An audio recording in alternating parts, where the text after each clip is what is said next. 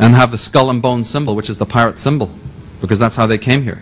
And the number 322 is used if you look at the movie Enemy of the State, when the protagonist looks at his watch as the feds are busting in at the end of the movie, when Gene Hackman and the main protagonist are trying to leave, he looks at his watch and you'll see the letters 322.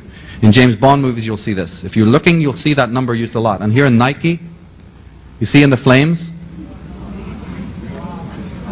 this is a Nike logo. Don't ask me what it means, but you'll see, this is just one example. I have to be brief, but there's many examples of this. All of these pirate families became fabulously wealthy because from day one they were purveying opium, they were purveying alcohol, and they were purveying other things, slavery. They were involved in slavery when they colonized America and these other countries. And some of them, these families went on to become fabulously wealthy and are still known today. But as I said, they're not the rags to riches companies. Seagrams and all of these groups have a long ancestry in Bushmills. And one of them is the Bacardi group, right? Well, they are descended from these types that I'm telling you about. Here is their headquarters in Porto, in Portugal. Those flames are 10 feet high. And in the middle of there is the logo of the vampire bat with blood dripping down from it. So I don't know what it tells you about a corporate headquarters that has flames and 10 foot high with a blood-soaked vampire bat for the logo. But you can guess what their consciousness is like. And the stream of dead bodies that they've left behind with their poison that they've been disseminating for generations. And here in the corporate logos, again, suggestion. They're telling you, they're suggesting to you that these companies that are famous come from the pirates. They do it in a designer way so you don't catch it. But if you know what is going on here and the symbols that are being used, they'll be too happy to tell you about the sun and who they are and the pyramid and the fact that where they have got their money and what they've been into and who they've been denigrating. One of the ancient symbols of these societies is the claw. I bring this up because you see a lot of motifs that look like corporate logos. You know, these are pretty much, you see these generically on banks, right? Look again. Do you see how that is a claw of a tiger or a bear? Because that's what it is. There's ancient societies called the African Order of the Tiger, of which your FDR, Roosevelt, was a member of an order called the Ancient Order, the African Order of the Tiger.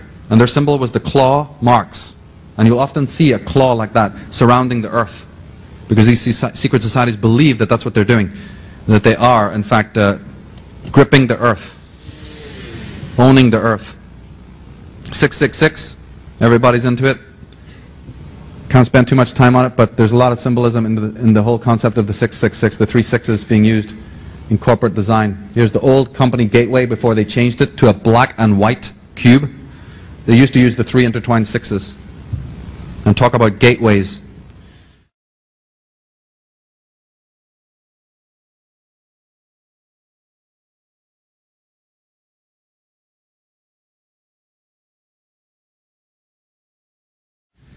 But in the time remaining, I want to share with you some more of the connections between the corporate logos and astrology. And Friedrich Nietzsche summed it up. He said, as long as you still experience the stars as something above your head, you will lack the eye of knowledge and never know wisdom. And was he right? Because stars are everywhere. They're on everything. The zodiac is one of the archives that the designers and the media giants go to. Their designers know to go to the realm of Sabianism and talismans and magic and to astrology to look for, and to alchemy. They look to the esoteric in order to have, to be in business. Although this is a carefully guarded secret. And talking about the zodiac, the Bible says that God said, let there be lights in the firmament of the heavens to divide the day from the night, and let them be for signs and for seasons, for days and for years. Let them be for signs.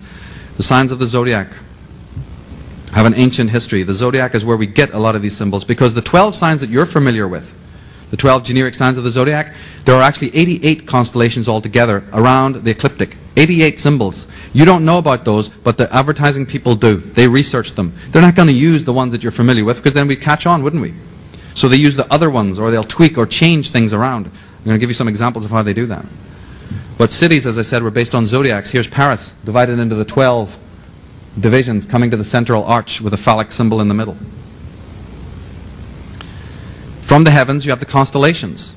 They're not physically up there, it's just observation. But from there came the great symbols of the lion, for instance, and the crab. from the night sky. The first theater of mankind was the night sky, which he could draw the pictures of his mind.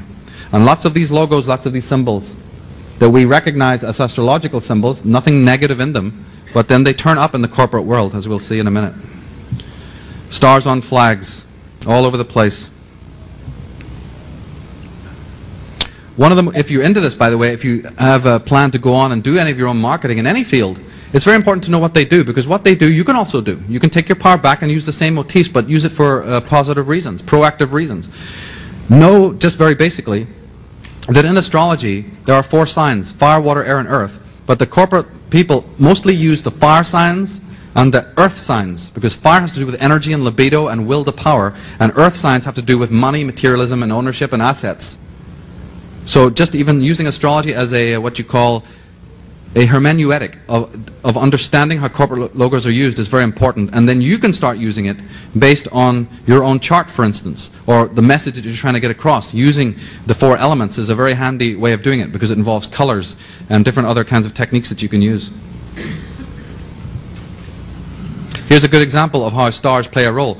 This is considered the bear, which is the generic grizzly of America, of California. No, it's not where the symbol comes from, because the red star in the corner gives it away. The bear that they're talking about here is Ursa Major, the bear, up there. And the star is the pole star that the bear turns around. So what you have there is an astrotheological motif disguised in another way. Very, very well disguised, as a matter of fact.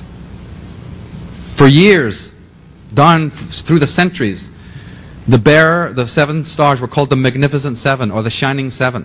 The 7 planets, even, if you want to look at it. The 7 planets in the heaven, the 7 lights, which we find turning up as archetypes and stereotypes everywhere. Just observing how much the simple symbol of the sky is used in corporate logos as a backdrop is very important.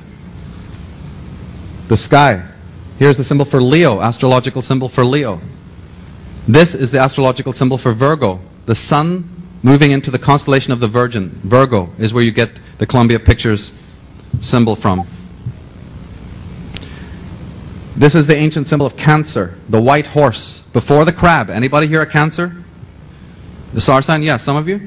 Right. Well, before you were given the symbol of the crab, your ancient symbol was the white horse, or the unicorn. That's why you see on royal heraldry that symbol.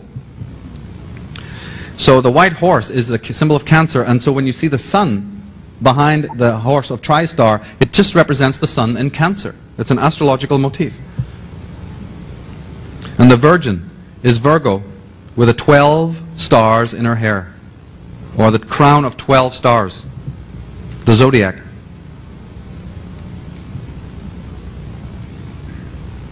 And the winged horse, as you see on heraldry here, represented Leo and Cancer, the constellations in the northern sky, right beside each other, the house of the moon, Cancer, and the house of the sun.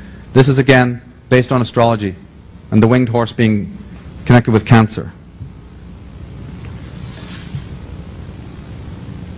In Merrill Lynch, you have the symbol of the bull, which obviously is very clear, relates to Taurus, which is an earth sign. You see how earth signs, Taurus, represents money, ownership, finances.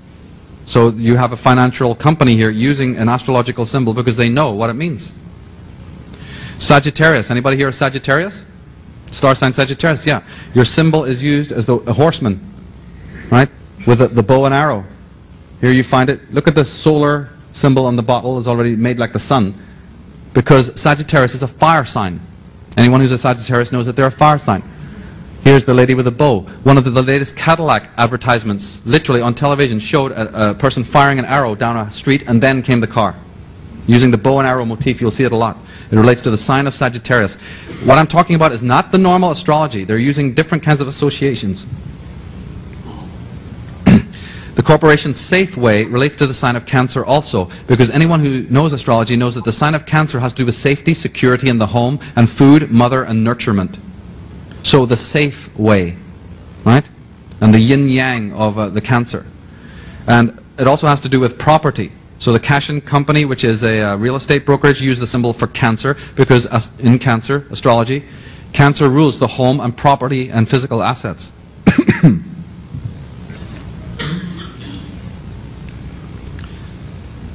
Remember we said that Freemasonry is the blue and red degrees? Right? The opening, degrees of Freemasonry are called the red and the blue degrees.